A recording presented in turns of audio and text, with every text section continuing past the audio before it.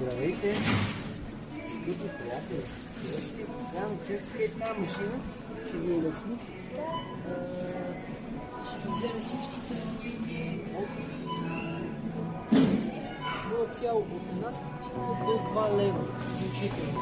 Говорим конкретно за жълти стотинки от 1 до 10-20 стотинки. Има в този плик. И сега ще видим, нека всички преди това, нека да познаят, това е един плик, горе-долу по една педа. Според вас колко пари има тук? Аз не знам. Може да слагате вашето мнение долу в коментарите.